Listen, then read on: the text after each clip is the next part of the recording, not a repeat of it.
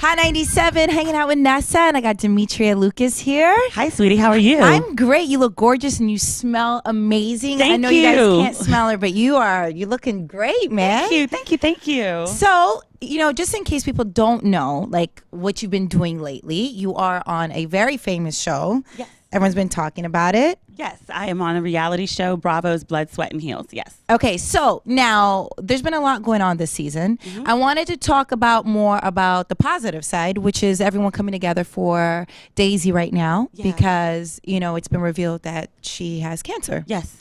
So tell us about that and like how, when you first heard it, how did you feel? Daisy was really private about it. She and I are not as close as she is with some other girls on the show. So, I think Melissa and Micah, we were all talking and it just sort of slipped out and they were like, oh, because, Daisy's dealing with, and I was like, I'm sorry, Daisy's dealing with what? With what? So I had to get it out of them. And then they finally told me and I was devastated. Yeah. Daisy and I have had our differences, but in no way do I want her to be ill or sick or anything else. Nothing like that. And then she's so young. Daisy's only 34. And, when you think of cancer, my grandmother passed away from it and my mother's sister passed away from it. You think of it as women who are advanced in age, and Daisy's just a baby. You know? 34 is just so young. So it was devastating. It was a lot to deal with. Just in terms of, the show is so weird because someone tells you something and you're not supposed to know. Yeah. So then it's like, well, do you go to them and act like you know, or do you just keep it as a secret? So it was really weird. How do you deal with that? Well, in my case, I tried to be nice and open and receptive. Right. And, if you need anything, and I know she's like, hold up, if we don't get along, why are you offering me stuff? Yeah. But I didn't want to go to her and, be like, oh, you put the cat out the bag and now I know. And, but yeah, we dealt with it. Once we all found out, we dealt with it as best we could. You see on the show that there's a prayer, a candlelight ceremony that we're praying for her. It was all hands on deck with family and friends and everyone just rallying together around her to support her. That's the beauty about life is that you might not see eye to eye with somebody, but it takes something like that, and just to remind all of us how fragile life is, And it puts everything in perspective. Absolutely. Like you realize things that you were so upset about when someone's confronting illness or death even. Yes. You're just like, all that other stuff doesn't matter. Yeah. It's just everything else, just like, we'll deal with all of that whenever we deal with it. But right now, like, let's focus on, prayers and hope and good words and positive energy and faith and all of those things and support you however we can. What's been the hardest part about being on a reality show?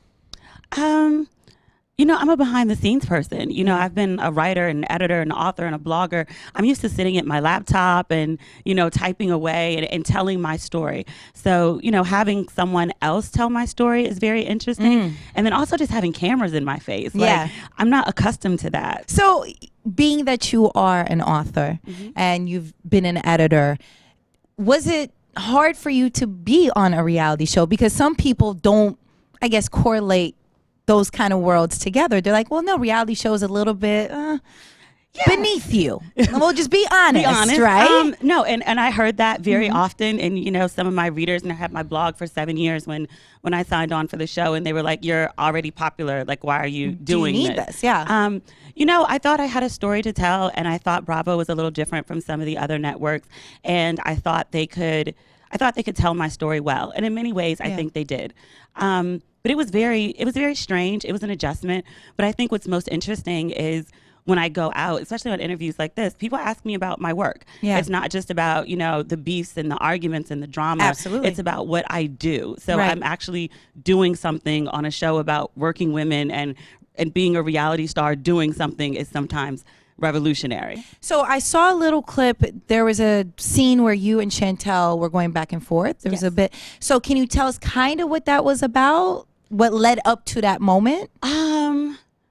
There was just a lot of drama, Earlier in that day, I had, the secret's out now because the cover's out. I filmed a photo shoot, and I did a cover shoot actually for Muna Lucci Bride. The cover just came out, which I'm really, really excited about. Go ahead. And so some of the girls were upset because everyone wasn't at the shoot. So some of the girls were upset, like, hey, why weren't we invited? Right. And then there was a little so it's weird with Geneva. She's my sister, and so we argue, and sometimes we argue passionately, but it's still family at the end of the day, you know? So Geneva and I were having something, and then, you know, Chantal's a friend of Geneva, and so she was protecting Geneva, and she kind of jumped in something she had no place in. So that's what you see there. Got it. Okay, because I was like, what? What's going on here? Because, you know, I'm not like the nasty one. Like, I'm just sort of like, just leave me be, let me chill. But if you know, you say something sideways to me, you can get a little left, a little right, and we'll see.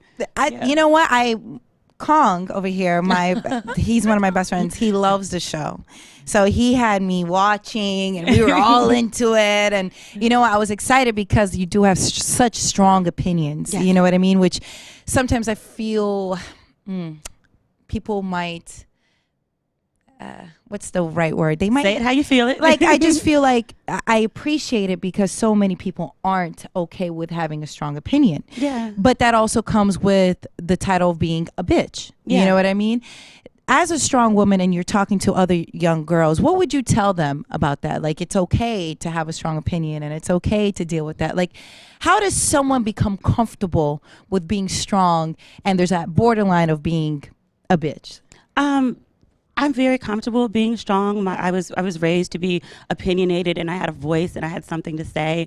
And it's just so weird to me because I think if I were a guy, none of these conversations, I would be a boss, I would be assertive, I would be appreciated and respected. But because I'm a woman, I'm expected to do everything to be liked. I'm supposed to fall in with the crowd and, you know, be part of the group or something like that. And, you know, well-behaved women don't make history. Absolutely. You know? Quote it. I gotta quote it. I gotta bring it out. But like it's the truth. And I signed up to do a show, and so yes, they're going to talk about my life, unless there's going to be some messy and some drama. But I don't want people to just watch this show and remember me as like, oh, the girl with the hair, or you know, the girl who has like an attitude or is standoffish. I'm neither of those things. But if that's what you think, so be it. But I want to invoke something in you. I want to have a conversation with the audience. I want the audience to have a conversation amongst themselves. I want you to take something away from this show other than just entertainment. Of course. Yeah. Which is, I think it's so important that we also talk about your history. Yeah. Because you're well established before this show. Yeah. You know, and so I just want people to understand this. As an author, you have 2 books, correct? 2 books, yes. And Belle in Brooklyn. And what was the other one? The second one is Don't Waste Your Pretty, which I published in my own publishing company. Go ahead. Yes. So I'm a publisher and an author. Listen, you're getting it. Thank you. And you were doing that while you're filming. Your second book, you were doing it while you were filming. Yes. And you had you were getting ready to get married. Yes. Do you sleep? I mean, at the time, no. Okay. We're past that. Are you sleeping now? I'm sleeping now. Congratulations. Now is much better. Yes. Okay, so how is that being in a healthy relationship? For so many women, they don't see that, being successful, being able to be in the entertainment world and still have a love life. Because for some reason, there's this stigma that if you're successful, you can't be in a healthy relationship. Gosh, I hate that. I hate that we tell women that. Because, you know, there's some a study or an article that's like flowing around like today that everyone's talking about that says something like smart women don't get married. And I was like, what an awful message to send to women and girls. Like, be stupid, increase your chances of finding a husband. Like, what? Wow. Yeah. But I mean, obviously, you know, that's not true. Okay. And I have plenty of examples of strong women who are married and in healthy relationships. You know, last season on the show, my mentor, Harriet Cole, was on, and she's been married for 20 years, and she has a daughter, and she's got 1 million books and goes on book tours and Oprah and the whole 9 yards. So, you know, I've surrounded myself with women who were always successful, and they had partners and they had marriage, like my mother, for instance, like my grandmother, for instance. So this isn't a foreign concept to me. So you need to give us some game. Right now, we're going to need some girl advice, okay? Okay. And just however you feel about it, because this is why we love you, your opinions, okay? Yes. So how long should a girl be dating a guy for him to take her home to meet the family? So I don't think you should meet the family unless you're in a committed relationship. Okay. And I think you shouldn't have a conversation about a committed relationship for 4 to 6 months. So you get to know him, he gets to know you, you get out of that 90-day, we're just dealing with my representative phase, you get to see each other in the ups and downs, and then you make an informed decision based on all the history that you have so far on whether this person is a good match. When do you have sex with this guy that you're seeing? So I'm of the opinion that folks are grown. Yes. And they can do what they want with their bodies. Uh-huh. I ask that you get tested and you use condoms. Okay. So for that, do what you feel. But I think if you want to be in a relationship, you need to establish at the very least an emotional bond with the person first and then have sex. But I actually prefer that you wait until you're in a committed relationship. Okay. All right. You're against snooping through your man's phone. I am against snooping. Now, what you want to talk about, Nessa? How about trolling on their Instagram? So Twitter. Instagram is fair. That's fair game. That's public. Fair game? Okay. That's public. So Okay. Instagram, Twitter, all social media, Google searches, all public information. Yeah. That's all fair. Now, what if your boyfriend cheats on you? Mm-hmm. It was a one-time mistake. Mm-hmm. Do you think a man should admit that? Or a woman? Do you think I should admit to Cheating. Yes, because if you're cheating with if you're saying you're in a monogamous relationship, and let's be clear, like, we don't always use condoms the way that we're supposed to because we're with someone and we trust them. You're exposing your partner to risk. You're putting their health at risk. Yeah. And so you need to be honest with them so they can go get tested at the very least. And finally, how long should you be with someone before they pop the question? I don't think there's a right answer. I know, like, a lot of people will say like a year or 2 years, but it depends on so many factors. It depends on what's going on in the relationship.